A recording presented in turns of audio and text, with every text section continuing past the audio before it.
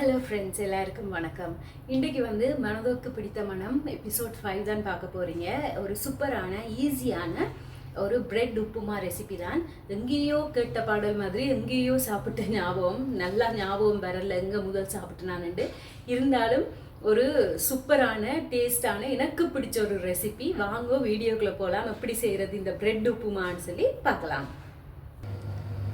இந்த பிரெட் உப்புமாக்கு தேவையான எல்லாம் எடுத்து வச்சுக்கிறேன். கொஞ்சம் கொஞ்சமாக போட்டால் சரி, நிறைய போடக்கூடாது. நிறைய போட்டால் சொதண்டு ஆகிடும். மற்றது இது ஒரு பேசிக்காகவே ஒரு சிம்பிளான ரெசிபி. அதுக்காக நிறைய விஷயங்கள் போடக்கூடாது.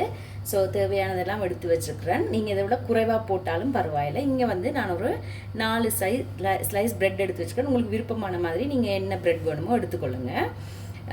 இதை நாங்கள் குட்டி குட்டியாக வெட்டி எடுத்துருவோம். நல்லா குட்டி குட்டியாக வெட்டினா நல்லா இருக்கும் சாப்பிட்றதுக்கு. இந்த ரெசிபி உண்மையாகவே எனக்கு ஞாபகம் இல்லை. நானும் இந்த வீடியோக்காக யோசிச்சு பார்த்தேன். எப்போ முதல் சாப்பிட்றேனான்னு ஞாபகம் இல்லை. ஆனால் சின்னதில் சாப்பிட்ட ஞாபகம் இல்லை எனக்கு.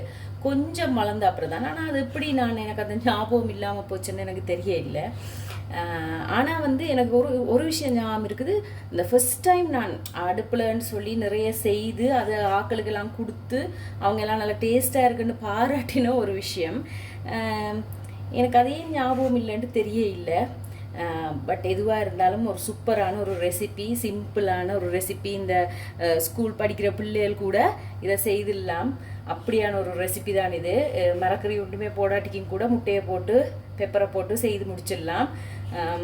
அப்போ அது அப்படித்தான் நான் தொடங்கினான் இதை. ஆனால் அது அவ்வளோ டேஸ்ட்டாக இருந்துச்சு. உண்மையாகவே எனக்கு அவ்வளோ பெருமையாக இருந்த ஒரு ரெசிபி இது.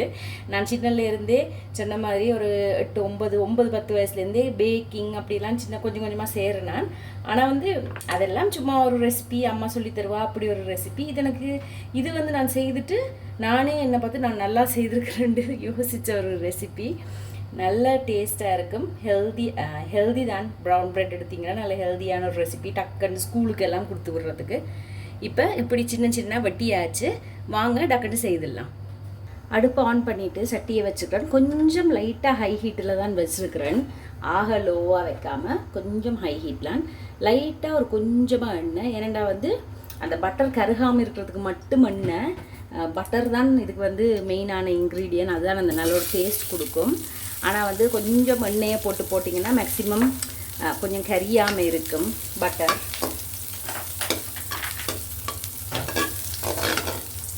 ஆக கலர் மாறுறதுக்கு முதலே நாங்கள் இந்த ப்ரெட்டை போட்டுருவோம். லைட்டாக டோஸ்ட் பண்ணி எடுத்துருவோம் ப்ரெட்டை. அதுக்கு பிறகு நாங்கள் திருப்பி எல்லாத்தையும் போட்டு மிக்ஸ் பண்ணலாம். ப்ரெட்டை போட்டுருவோம். குயிக் ஸ்டர் ஒன்று கொடுத்தா சரி. கொஞ்சம் லைட்டாக அந்த ப்ரெட் டோஸ்ட் ஆகுற மாதிரி. அப்போ அது டேஸ்ட்டாக இருக்கும் இந்த ரெசிபிக்கு.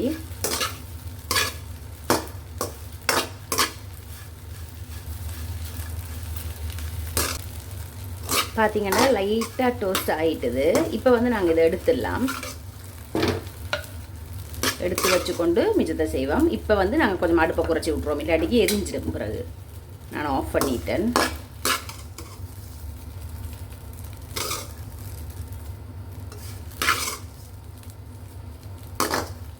ஒரு மாதிரி இந்த பிக்னிக் அதுகளுக்குமே இது நல்ல ஒரு சாப்பாடு தான். செய்து எடுத்துகிட்டு போனால். இப்போ நான் இதுக்குள்ளே கொஞ்சமாக எண்ணெய் விட்டுக்கொள்கிறேன். தேவையான அளவு எண்ணெய். இனி அடுப்பு ஆக ஹையில் இருக்க தேவையில்லை. நார்மலான ஒரு சூட்டில் இருந்தால் போதும். மீடியம் ஹையில் இருந்தால் போதும். இப்போ எண்ணெய் கொஞ்சம் காஞ்சோன்னே ஒரு பாதி வெங்காயம், நல்ல பெரிய வெங்காயமாக இருந்துச்சு, அதனால் பாதி எடுத்துக்கிறேன். நீங்கள் ஒரு மீடியம் சைஸ் வெங்காயம்னா ஒரு வெங்காயம் எடுத்துக்கொள்ளுங்க.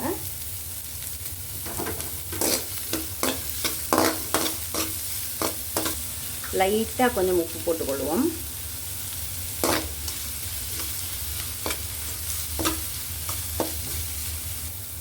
வெங்காயத்தில் அந்த பச்சை வாசம் போனோன்னே நான் கொஞ்சமாக ஒரு பாதி மட்டும் பச்சை மிளகா வெட்டி வச்சுருக்கிறேன். இது ஆப்ஷனல் தான். உங்களுக்கு விருப்பம் வேண்டால் போடுங்க. அப்படி இல்லைன்னு சொல்லிட்டுனா நீங்கள் இதை தாராளமாக ஸ்கிப் பண்ணிக்கொள்ளலாம். அல்லது பிள்ளைகளுக்கு கொடுக்குறீங்கன்னாலும் நீங்கள் இந்த ஸ்டெப்பை தாராளமாக ஸ்கிப் பண்ணிக்கொள்ளலாம். ஏன்னா நாங்கள் பெப்பரும் தான் போட போகிறோம். இனி இதுக்குள்ளே நான் முட்டையை உடைச்சி ஊற்றி விட போகிறேன். முட்டை உங்களோட விருப்பத்துக்கு ஏற்ற மாதிரி நீங்கள் வந்து 1 2 போட்டுக்கொள்ளுங்க உங்களோட அளவுக்கு ஏற்ற மாதிரி.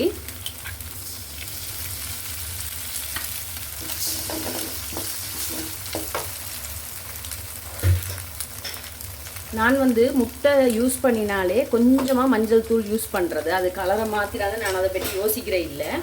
ஏனெண்டா வந்து எனக்கு அந்த பெருசாக ஷுவர் இல்லை முட்டை ஏதாவது கிருமிகள் இருந்தாலும் அப்படின்னு சொல்லி நாங்கள் ஆல்ரெடி நல்லா தான் குக் பண்ணுறோம். என்றாலும் எனக்கு அந்த மஞ்சள் போட்டால் தானே ஒரு திருப்தி மாதிரி. இப்போ இந்த முட்டைக்கு தேவையான அளவு உப்பு கொஞ்சமாக லைட்டாக போட்டுக்கொள்ளுவோம்.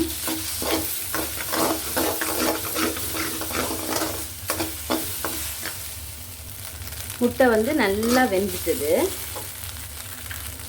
இப்போ நான் இதுக்குள்ளே ஒரு கொஞ்சமாக கேரட் போட போகிறேன். கேரட்டும் லீக்ஸும் போட்டாலே போதும். லீக்ஸில் ஒரு கொஞ்சமாக போடுறேன், பிறகு கார்னிஷ் பண்ணுறதுக்கு கொஞ்சம் போட்டுக்கொள்வோம்.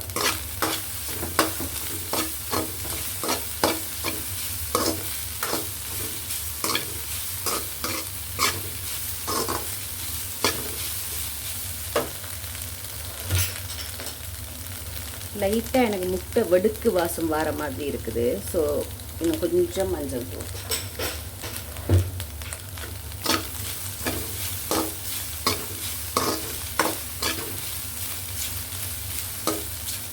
இப்போ இந்த டோஸ்ட் பண்ணி வச்சுக்கிற ப்ரெட்டை போட்டுருவோம். உங்களுக்கு டோஸ்ட் பண்ண வேணாம், நான் அப்படியே பிச்சு போட போகிறேன்னா நீங்கள் தாராளமாக போட்டுக்கொள்ளலாம். இப்படி போட்டிங்கன்னா ஒரு லைட்டாக அந்த ஆக சொகியாக இல்லாமல் நல்லா இருக்கும். அதுக்காகத்தான்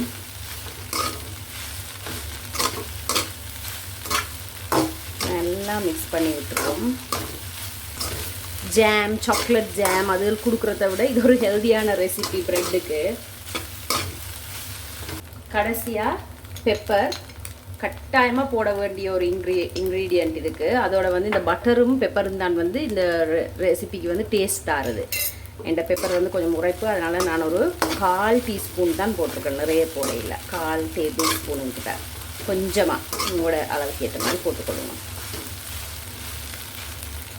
இதெல்லாம் பெப்பர் சரியான உரைப்பாக இருந்தால் சாப்பிடலாது. அப்போ அந்த பெப்பர் வாசம் இருக்கணும், அந்த லைட்டான காரம் இருக்கணும், ஆனால் நிறைய இருக்கக்கூடாது. சூப்பர் டேஸ்டான ஒரு பிரெட் உப்புமா ரெடி. வாங்க டிஷ் அவுட் பண்ணிடலாம். சூப்பர் டேஸ்டான ஹெல்தியான ஒரு பிரெட் உப்புமா ரெடி ஆகிட்டுது. செய்து பாருங்கோ. செய்து பார்த்துட்டு உங்களோட கதைகளையும் எனக்கு அனுப்ப மறந்துடாதீங்க. உங்களோட கதையில் வந்து நீங்கள் எனக்கு இமெயில்லையும் அனுப்பலாம், வாய்ஸ் நோட்டாகவும் அனுப்பலாம். நான் உங்களுக்கு டீட்டெயில்ஸ் வந்து டிஸ்கிரிப்ஷன் பாக்ஸில் தந்துருக்குறேன்னு பாருங்கள். பார்த்துட்டு நீங்களும் உங்களுக்கு பிடிச்ச சாப்பாடுகளை இப்படி செய்து சாப்பிட்டு கட்டாயம் உங்களோட நினைவுகளை மீட்டிக்கொள்ளுங்க. அது கட்டாயம் முக்கியம். உங்களுக்கு லைஃப்பில் நிறைய பிரச்சனைகள் இருக்குது. அந்த பிரச்சனைகள் எல்லாத்தையும் தள்ளி விட்டுட்டு நாங்கள் வந்து கொஞ்சம் என்ஜாய் பண்ணுவோம் லைஃப்பை. அவ்வளவுதானே லைஃப். என்னென்னா நாங்கள் கஷ்டப்பட்டு கவலைப்பட்டு எதுவுமே மாற போகிறோம் இல்லை. சில மாற்ற முடியாத விஷயங்களுக்காக எங்களோட வாழ்க்கையை வந்து நாங்கள் மிஸ் பண்ணக்கூடாது. அதனால் கட்டாயம் என்ஜாய் பண்ணுங்கள். பிடிச்ச விஷயங்களை செய்து பிடிச்ச சாப்பாடை சாப்பிட்டு அளவோட அப்படி சாப்பிட்டு நீங்கள் வந்து கட்டாயம் என்ஜாய் பண்ணுங்கள். எனக்கும் ஷேர் பண்ணுங்கள். கடைசியாக நான் இந்த ஸ்ப்ரிங் ஆனியன் கொஞ்சம் போட்டுடுறேன். அவ்வளவுதான். சூப்பர் டேஸ்டான ஒரு பிரெட் உப்புமா ரெசிபி செய்துட்டேன். நான் டேஸ்ட் பண்ண போகிறேன். அதே மாதிரி நீங்களும் செய்து உங்களோட ஃபேமிலியோட டேஸ்ட் பண்ணிவிட்டு எப்படி வந்துச்சுன்னு சொல்லி எனக்கு கமெண்ட் செக்ஷனில் கமெண்ட் பண்ணுங்க. உங்களை நான் இன்னொரு வீடியோவில் மீட் பண்ணுறேன். பாய்.